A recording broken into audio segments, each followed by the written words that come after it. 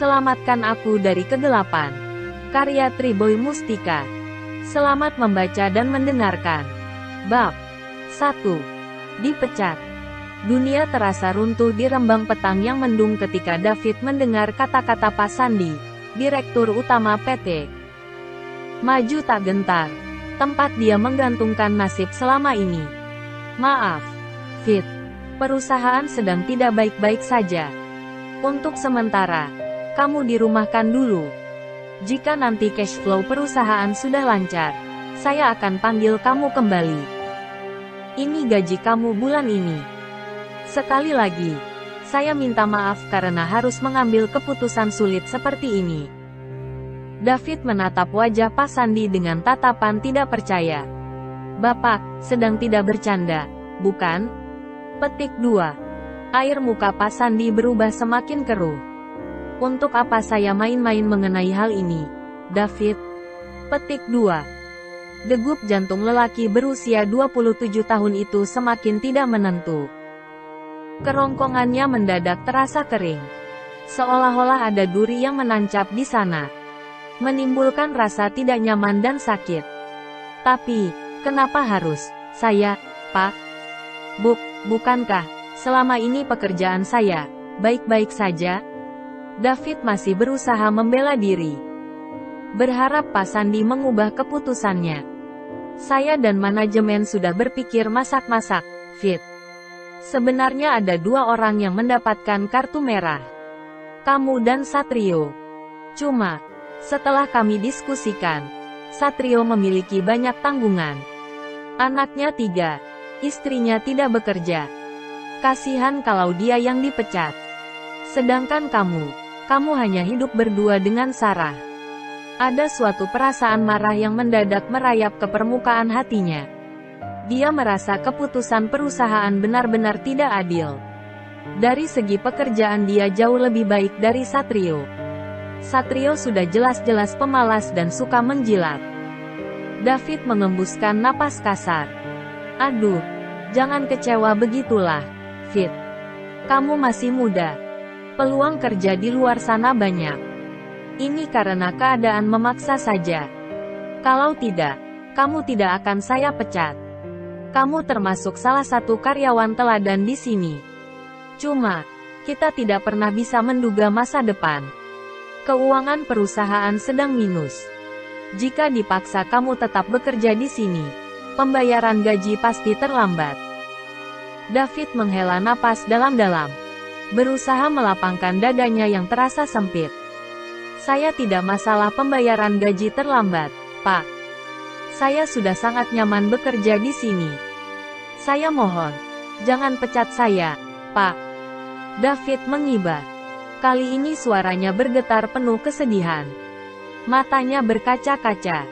Pak Sandi yang melihat hal itu hanya bisa menarik napas.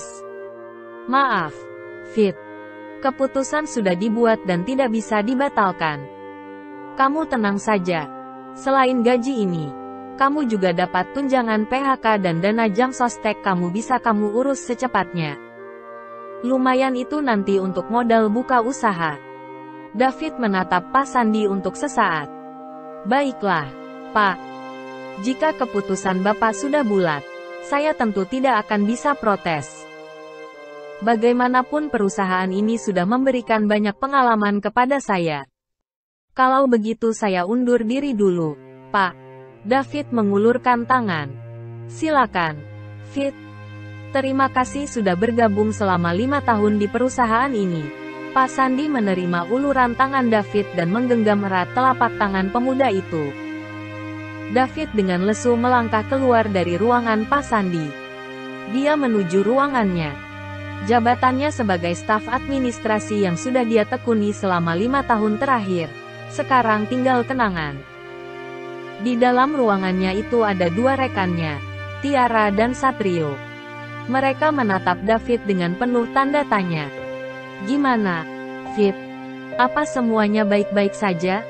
Petik 2. Satrio bergegas mendekati David yang terduduk lesu di kursinya. Aku dipecat. Jawaban David membuat Tiara dan Satrio terkejut. Loh, kenapa? Kok tiba-tiba kamu dipecat? Apa kamu ada melakukan kesalahan?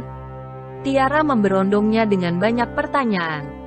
Entahlah, Tia. Aku juga tidak mengerti. Ya sudah, aku pulang dulu. David tidak mau bicara lebih banyak lagi.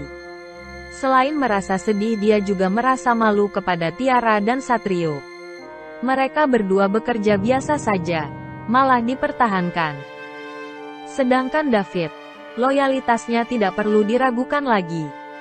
Kedua temannya itu sampai menggelarinya si Raja Lembur.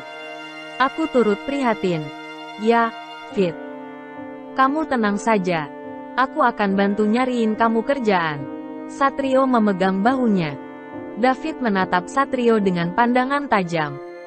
Dia sangat tahu bagaimana sikap dan sifat lelaki di depannya ini. Terima kasih, Sat.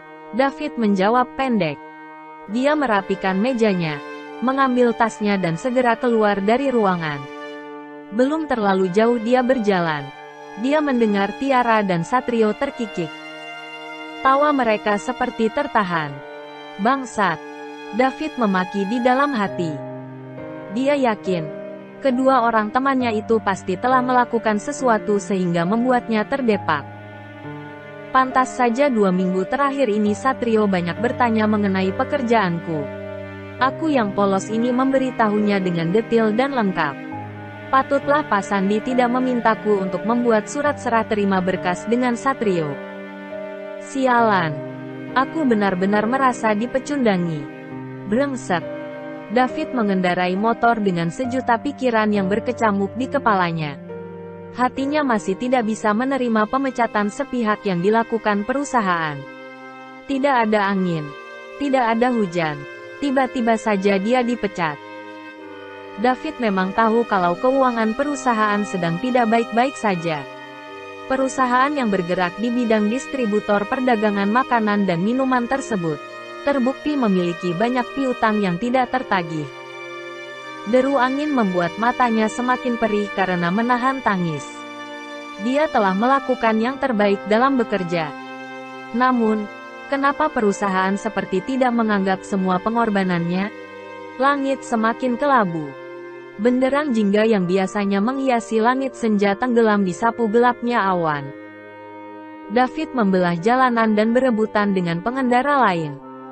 Wajah-wajah letih membayang di paras manusia-manusia yang berlomba-lomba untuk sampai di rumah sesegera mungkin, sebelum hujan menderas dan membasahi para pejuang rupiah ini. Woi, kalau bawa motor jangan melamun. Mau mati muda kamu? Petik 2. David tersentak ketika dia hampir saja menabrak pengendara motor yang berusaha menyalip motornya. Akibat beban pikiran yang memberati, dia kehilangan fokus.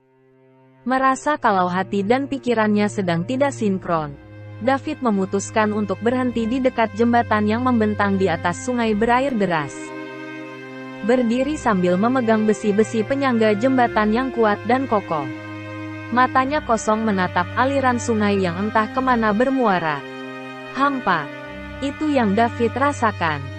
Separuh napasnya seperti dicabut paksa. Dia tergugu dan bahunya terguncang. Tangisan yang sedari tadi dia tahan, akhirnya muntap sudah. Kakinya mulai menginjak salah satu besi pembatas. Matanya terpejam. Aku telah gagal. Aku telah gagal. Petik 2. Tangannya terbentang. Hembusan angin senja menderu, menghantam tubuh David dengan kuat.